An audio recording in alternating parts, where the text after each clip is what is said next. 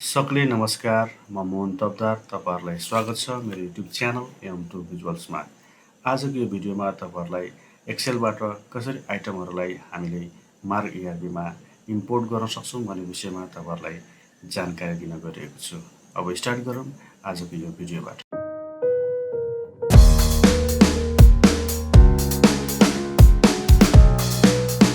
सर्वप्रथम तपाईँहरूले आफ्नो एक्सेल फाइलमा रहेको जति पनि आइटमहरू छ त्यो आइटमहरूलाई चाहिँ एकचोटि हेर्नुपर्ने हुन्छ। जस्तै यहाँनिर मेरो एक्सेलमा तपाईँहरूले हेर्न सक्नुहुन्छ। यहाँनिर मेरो एउटा फर्मेट रहेको छ, जुन फर्मेटमा यहाँनिर अब के रहेको छ त भन्दाखेरि फर्स्ट कलममा यहाँनिर सिरियल नम्बर रहेको छ। त्यसपछि अर्को कलममा यहाँनिर हामीले हेर्न सक्छौँ यहाँनिर आइटमको नाम, त्यसपछि आइटमको कम्पनी, त्यसपछि त्यो आइटमलाई हामीले कसरी नाप्ने त, त्यो आइटमको यहाँनिर युनिट रहेको छ। त्यसपछि डेसिमलमा हो अथवा होइन।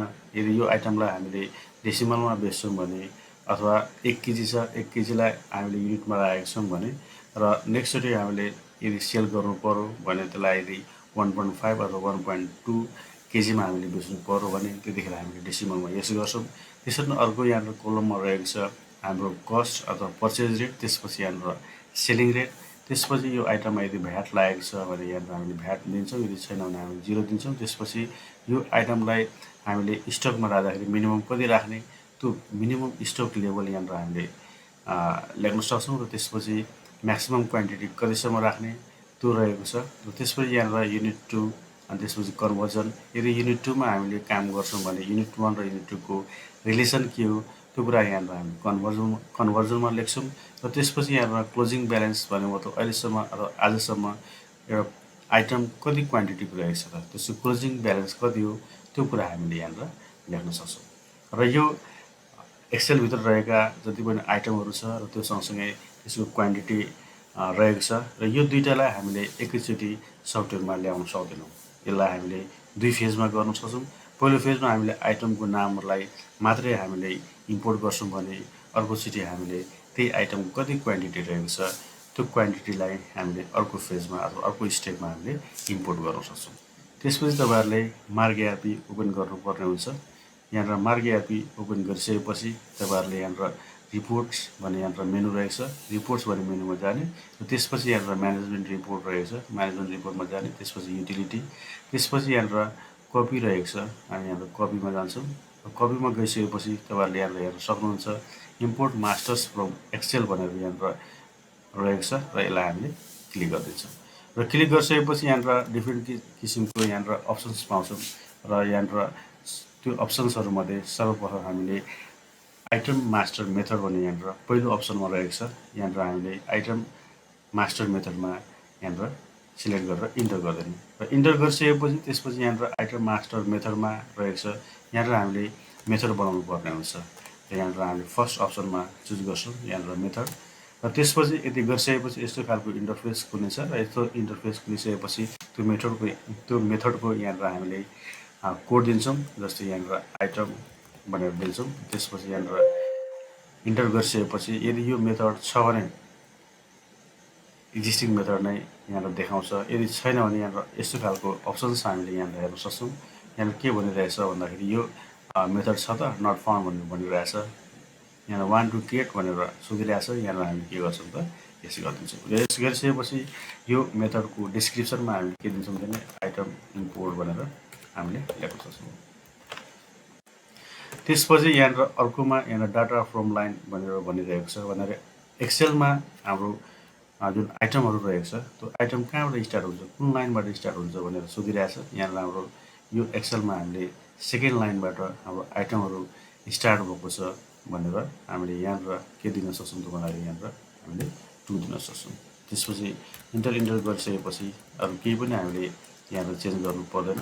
त्यसपछि यहाँनिर आइसकेपछि हामीले त्यो आइटमको जुन नेम हुन्छ त्यो नेमलाई हामीले यहाँनिर के गर्नुपर्ने हुन्छ त यहाँनिर खोज्नुपर्ने हुन्छ। जस्तै यहाँनिर आइटम हामीले टाइप गरिसकेपछि आइटम नेम भनेर यहाँनिर हामी टाइप गरौँ भने यहाँनिर हाम्रो आइटम नेम विदाउट प्याकिङ र आइटम नेम विथ प्याकिङ भनेर आउँछ।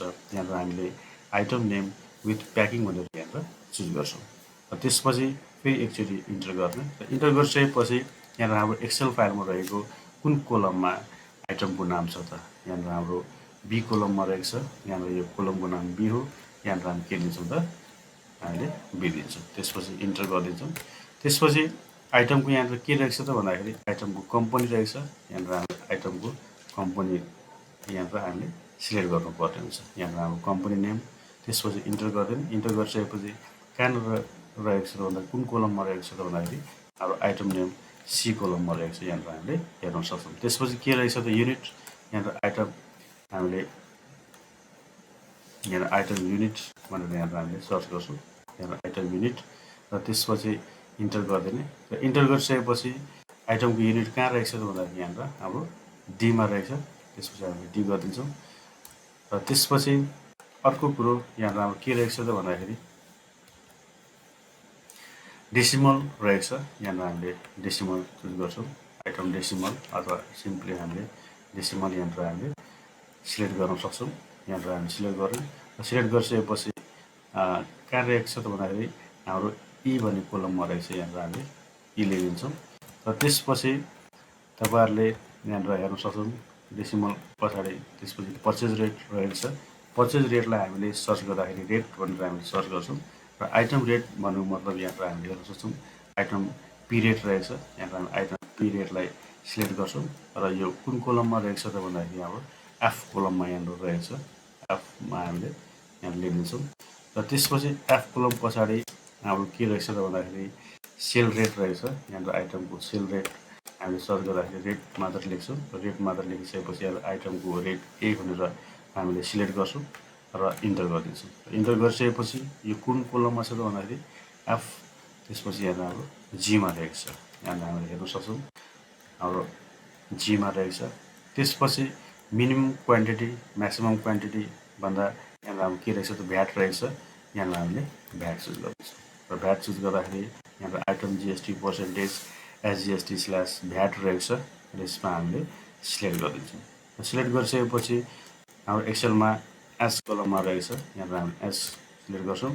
त्यसपछि के रहेछ त भन्दाखेरि आई कोलममा हाम्रो के रहेछ मिनिमम क्वान्टिटी। यहाँनिर हामीले मिन क्वान्टिटी भनेर अथवा यहाँनिर मिनिमम लेभल भनेर हामीले यहाँनिर सिलेक्ट गर्छौँ। र यो कहाँनिर छ त भन्दाखेरि आई कोलममा छ। त्यसपछि अर्को रहेछ Max level, maximum level. Maximum level हाम्रो कहाँ रहेछ त जेमा रहेछ। र यति गरिसकेपछि हाम्रो आइटमको सम्पूर्ण इन्फर्मेसनहरू हामीले यहाँनिर सिलेक्ट गर्न पायौँ। र यहाँनिर हाम्रो क्लोजिङ जुन ब्यालेन्स रहेछ यसलाई अहिले हामीले यतिकै छोडिदिन्छौँ। र यति गरिसकेपछि हामीले यहाँनिर हेर्न सक्छौँ। र एकचोटि हामीले सम्पूर्णलाई यसरी भेरिफाई गर्न सक्छौँ। जस्तै नेम, आइटमको नेम कुन कोलममा छ त हाम्रो यहाँनिर बी कोलममा छ। हामीले हेर्न सक्छौँ बी कोलममा रहेको छ। यहाँनिर बी कोलममा त्यसपछि आइटमको कम्पनी यहाँनिर अब सीमा रहेछ। ठिक छ। त्यसपछि युनिट हाम्रो कहाँ रहेछ त डीमा रहेछ। यहाँनिर हामीले हेर्न सक्छौँ डीमा। त्यसपछि डेसिमल हामीले हेर्न सक्छौँ डेसिमल यहाँनिर ईमा रहेको छ। त्यसपछि यहाँनिर पर्चेज रेट हाम्रो एफमा रहेछ। त्यसरी नै सेलिङ रेट हाम्रो रहेको छ यहाँनिर जीमा। त्यसपछि भ्याट रहेको छ एचमा। यसरी नै हामीले मिन र म्याच गर्न सक्छौँ। र फेरि एकचोटि यहाँनिर डाउन एरो की गरिसकेपछि यस्तो आउँछ। र यसलाई हामीले स्केप गरिदिन्छौँ। र स्केप गर्ने बित्तिकै हामीले बनाएको मेथड सेभ हुन्छ। र सेभ गरिसकेपछि फेरि हाम्रो के हुने भयो त्यहाँनिर हामी एकचोटि ब्याक गर्छौँ अनि यसरी फेरि ब्याक गर्छौँ। यति गरिसकेपछि हामीले बनाएको जुन आइटम इम्पोर्टको मेथड थियो त्यो मेथड हाम्रो के भएको छ त यहाँनिर क्रिएट भइसकेको छ, रेडी भइसकेको छ।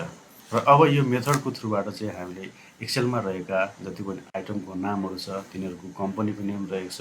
त्यसपछि यहाँनिर युनिट रहेको छ, purchase rate, sale rate, minimum quantity, maximum quantity, त्यसपछि जुन भ्याट रहेको छ यी सम्पूर्ण इन्फर्मेसनहरू हामीले यहाँनिर मेथड बनाइसकेपछि इम्पोर्ट गर्न सक्छौँ। र इम्पोर्ट गर्नको लागि यहाँनिर हामी हेर्न सक्छौँ फेरि कहाँ जान्छौँ त रिपोर्ट्समा। त्यसपछि म्यानेजमेन्ट रिपोर्ट, त्यसपछि युटिलिटी र त्यसपछि यहाँनिर हामीले हेर्न सक्छौँ यहाँनिर कपी। त्यसपछि यहाँनिर हामी फेरि इम्पोर्ट मास्टर्स फ्रम एक्सेलमा सिलेक्ट गर्छौँ। सिलेक्ट गरिसकेपछि फेरि पनि यहाँनिर हामीले के गर्न सक्छौँ त यहाँनिर पहिलोमा हामीले आइटम मास्टर मेथड गराएको थियौँ भने अब हामीले आइटम मास्टर इम्पोर्ट भन्ने अप्सनलाई सिलेक्ट गर्छौँ। र सिलेक्ट गरिसकेपछि यहाँनिर जुन एक्सेलमा रहेको जुन आइटमहरू छ त्यो एक्सेलको फाइल कहाँनिर छ भनेर यहाँबाट हामीले के गर्नुपर्ने हुन्छ त सर्च गर्नुपर्ने हुन्छ। सबैको आफ्नो आफ्नो कम्प्युटरमा आफ्नो आफ्नो लोकेसनमा हुन्छ। जस्तै मेरो कम्प्युटरमा कहाँ रहेको छ त भन्दाखेरि डी ड्राइभ लेजर फर्मेट भनेर हामीले यहाँ हेर्न सक्छौँ। लेजर फर्मेट र त्यसपछि यहाँ ओके गरिदिने। ओके गरिसकेपछि यो फोल्डरभित्र रहेको जति पनि फाइल्सहरू छ त्यो फाइलहरू यहाँबाट हामीले हेर्न सक्छौँ।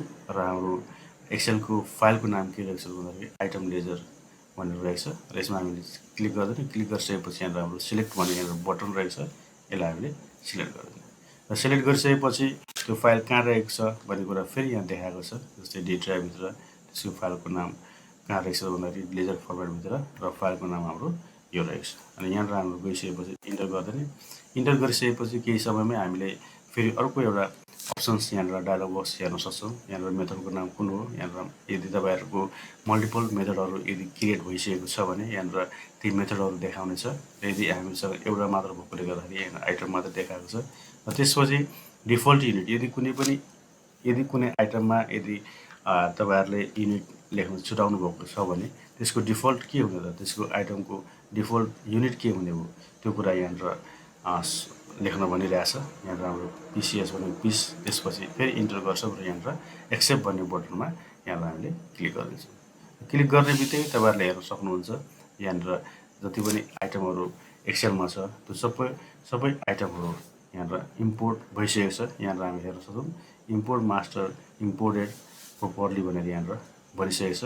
र यहाँबाट हामीले फेरि स्केप गयौँ भने र त्यो आइटमहरू छ कि छैन भन्ने कुरा हेर्नको लागि यहाँबाट स्टक्समा जान्छ र करेन्ट स्टकमा गइसकेपछि तपाईँहरूले यहाँबाट हेर्न सक्नुहुन्छ सम्पूर्ण आइटमहरू यहाँबाट आएको छ। यहाँबाट हाम्रो 3टा आइटम छ र एक्सेलमा पनि हाम्रो 3टा आइटम भएकोले गर्दाखेरि यहाँबाट 3टा आइटम यहाँबाट इम्पोर्ट भएको छ।